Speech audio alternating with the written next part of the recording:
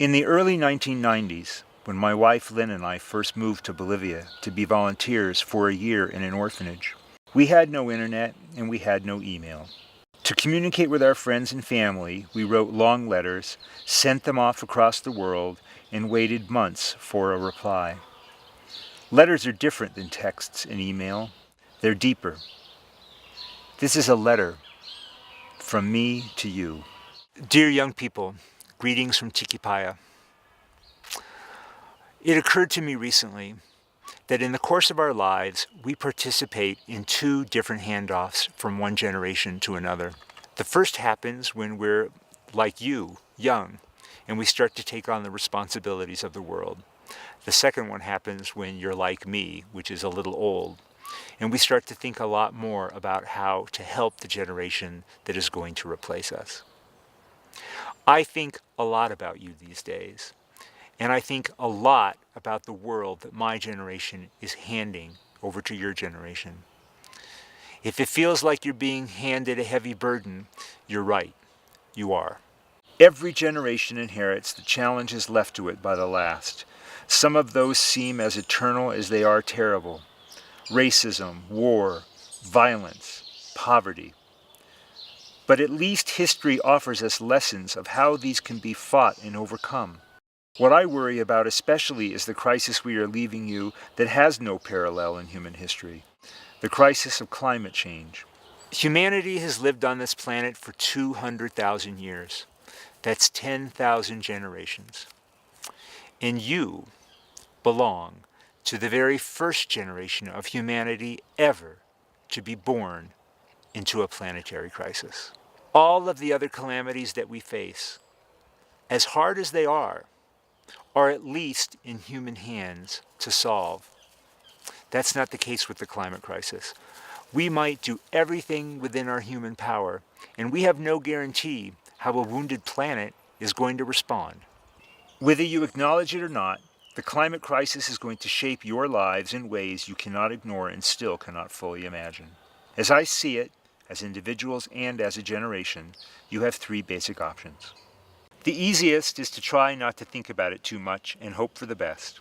Unfortunately, that's the option that will continue to be the most popular. Another is to see the realities ahead and seek affluence as a shield against the worst impacts. For the people and nations that can protect themselves with money and privilege, this will also be a popular option, even as billions of others are left outside those walls to fend for themselves. Then there is the third option, to join with others and to take action. Those of you who take this course will be following in the footsteps of all the noble people who looked at the challenges of their time and acted, from sitting in at segregated lunch counters to working for peace in the face of war. I've been an activist since I was a teenager, and I have had the incredible luck to be a part of some amazing and powerful citizen movements all over the world. The movement to end the wars in Central America, the fight for immigrant rights in California, battles against the injustices of globalization in Bolivia, and the global effort for climate action and justice. To decide to take action on the climate crisis is no small thing.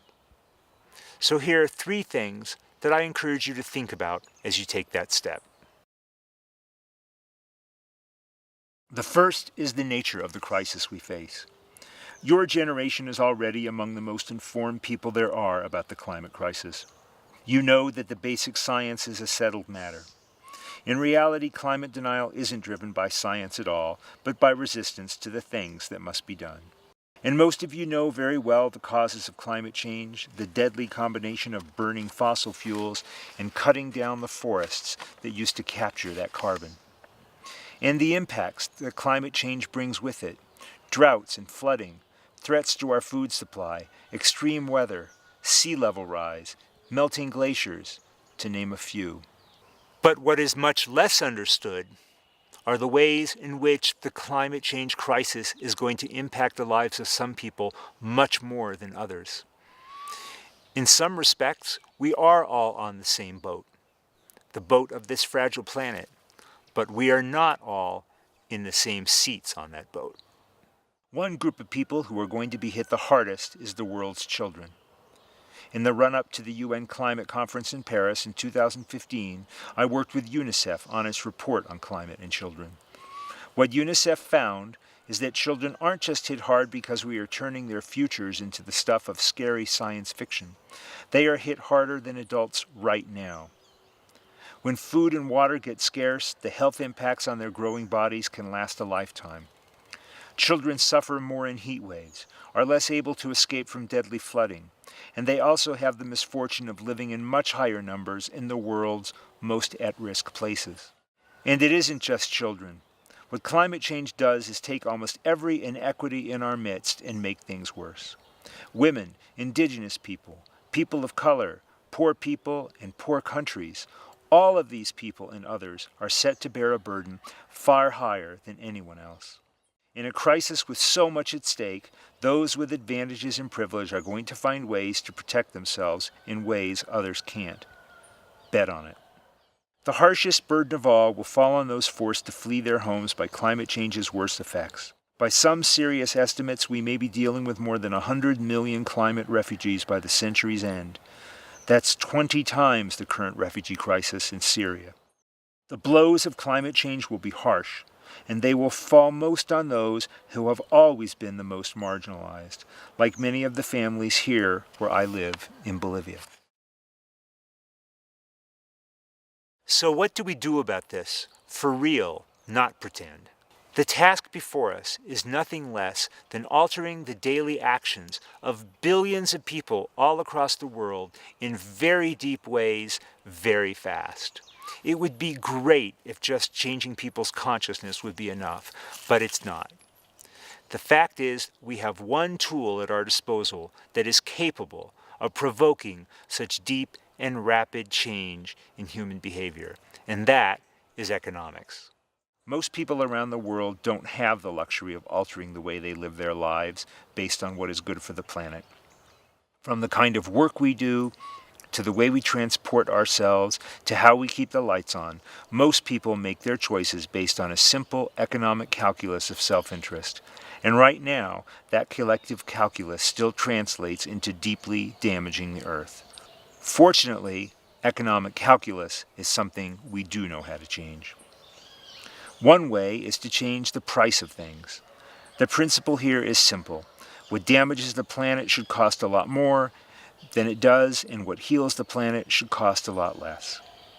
That means building the environmental costs and benefits into a whole set of basic choices by applying taxes on what we need less of, like gas-guzzling cars, and offering subsidies for what we need more of, like clean energy. In the meantime, while we deal with the economic system we have, we also need to take a longer view and create a new economic system, one that can satisfy human needs without decimating the planet in the process. Here in Bolivia, people use the term vivir bien, to live well. There are plenty of ways to live happily without constantly accumulating more things, and there is plenty in that vision that people in the North need to take to heart as well in our own way. To alter the economics that drives climate change, we also have to transform something else, and that's the politics that drives climate change. A few years ago, the Democracy Center took a close look at a set of climate action campaigns all over the world, and we found out some important things about what it takes to win. One is that the campaigns that were winning were local campaigns, unlike at the national level where the system has been captured by powerful interests and rigid ideology. At the local level, people are much more likely to see things as neighbors facing common problems. Environmental activists in the U.S. Northwest, fighting coal trains, for example, won major victories by making common cause with wealthy Republican homeowners who didn't want coal dust in their backyards. Especially as young people, the local level is where you can have the most impact now.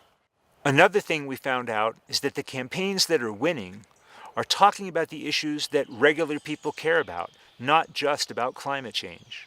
In California, activists beat back an oil industry ballot proposition to repeal the state's climate law by talking about dirty energy plants responsible for outbreaks of child asthma.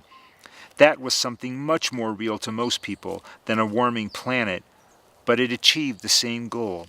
And in politics, just as with economics, we need to do two things at the same time. We need to deal with the system as it is, and we need to build a new one. And when it comes to politics, we need to take aim at the ways in which big money is chipping away at our democracy piece by piece. That's something that affects a lot of issues, but climate change in particular. But that means more than just winning reforms to keep big money out. It also means using our creativity and new tools of social media to create different ways of running and winning that don't require you to have big money. If we do that, we will create a whole new kind of political leadership, and there really will be a revolution. And here is the other thing we need to do beyond economics and politics.